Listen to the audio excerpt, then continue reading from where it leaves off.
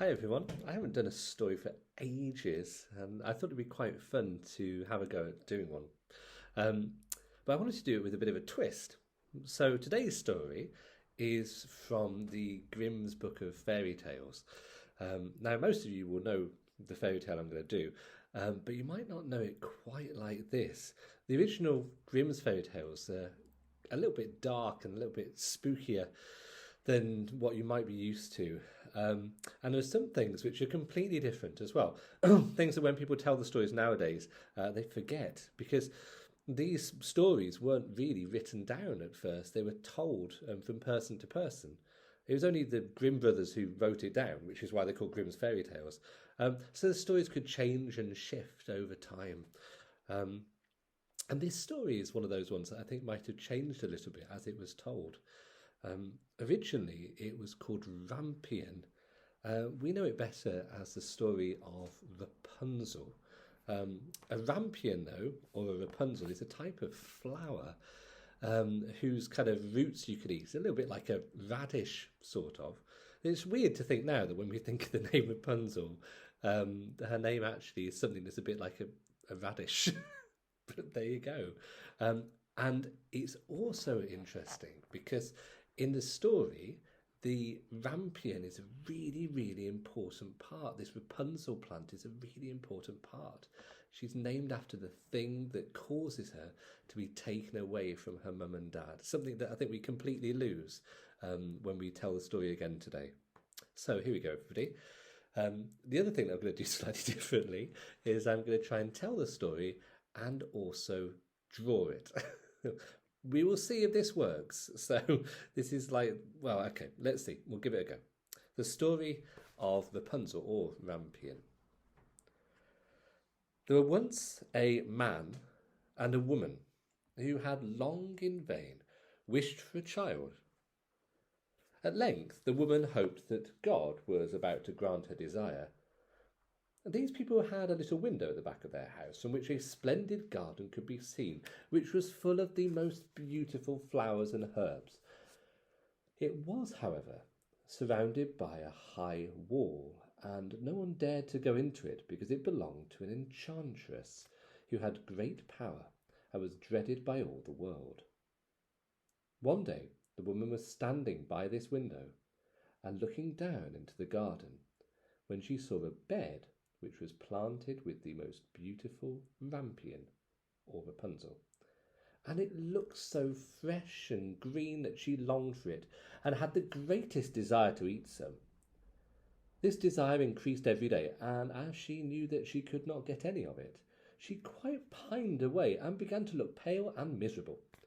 Then her husband was alarmed and asked, "What ails you, dear wife?"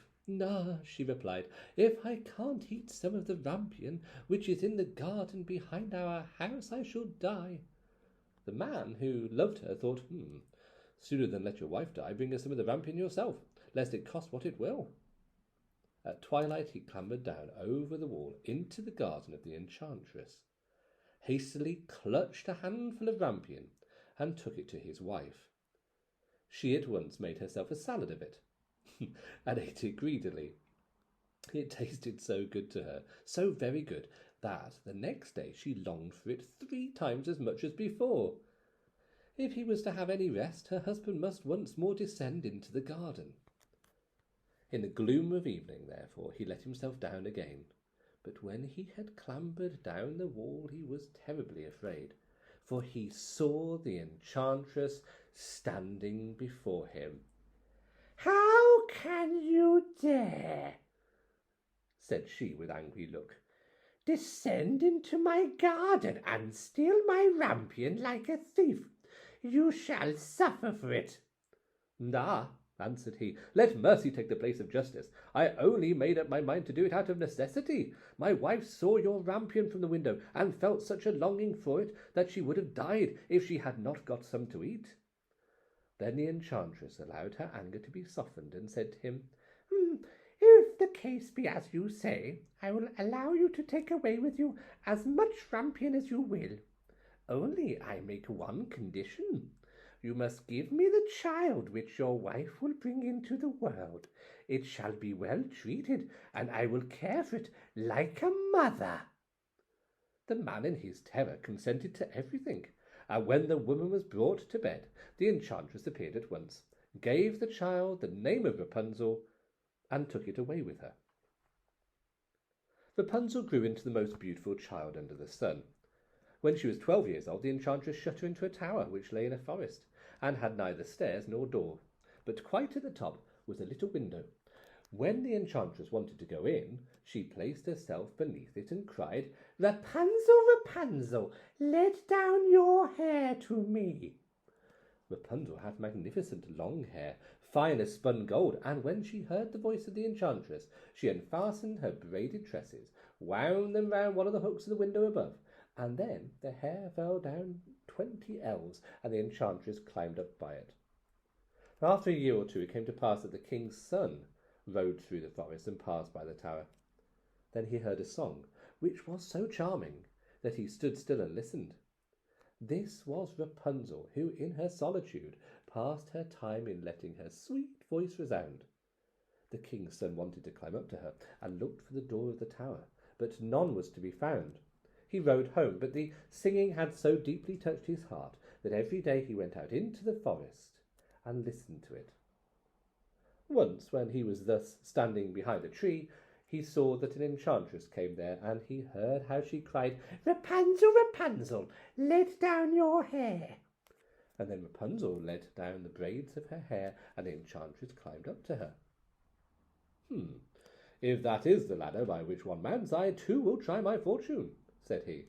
And the next day, when it began to grow dark, he went to the tower and cried, "Rapunzel, Rapunzel, let down your hair."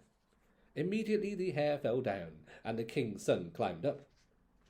At first Rapunzel was terribly frightened when a man such as her eyes had never yet beheld came to her.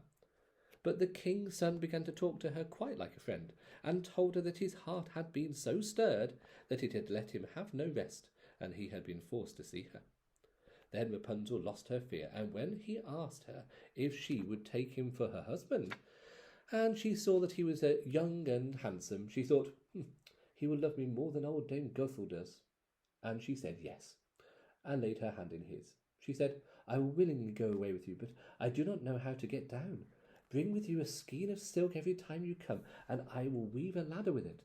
And when that is ready, I will descend, and you will take me on your horse." They agreed that until that time he should come to her every evening, for the old woman came by day. The enchantress remarked nothing of this, until once Rapunzel said to her, "Tell me, Dame Gothel, how it happens that you are so much heavier for me to draw up than the young king's son. He is with me in a moment." "Ah, you wicked child!" cried the enchantress. "What do I hear you say? I thought I had separated you from all the world, and yet you have deceived me." In her anger, she clutched Rapunzel's beautiful tresses, wrapped them twice round her left hand, seized a pair of scissors with the right, and snip, snap, they were cut off, and the lovely braids laid on the ground. And she was so pitiless that she took poor Rapunzel into a desert, where she had to live in great grief and misery. On the same day that she cast out Rapunzel, however, the enchantress fastened the braids of hair which she had cut off to the hook of the window, and when the king's son came and cried, "Rapunzel, Rapunzel, let down your hair," she let the hair down. The king's son ascended, but instead of finding his dearest Rapunzel, he found the enchantress, who gazed at him with wicked and venomous looks. "Aha!" she cried mockingly. "You would fetch your dearest, but the beautiful bird sits no longer singing in the nest. The cat has got it, and will scratch out your eyes as well. Rapunzel is lost to you. You'll never see her again." The king's son was beside himself with pain, and in his despair he leapt down from the tower. He escaped with his life, but the thorns into which he fell pierced his eyes. Then he wandered, quite blind, about the forest, ate nothing but roots and berries, and did naught but lament and weep over the loss of his dearest wife.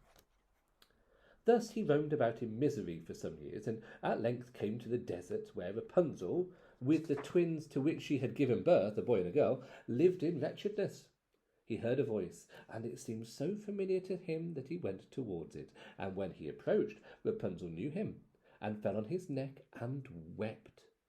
2 of her tears wetted his eyes, and they grew clear again, and he could see with them as before. He led her to his kingdom, where he was joyfully received, and they lived for a long time afterwards, happy and contented. And that was the story of Rapunzel, and perhaps a little different to how you've known it before. Right, see you again soon.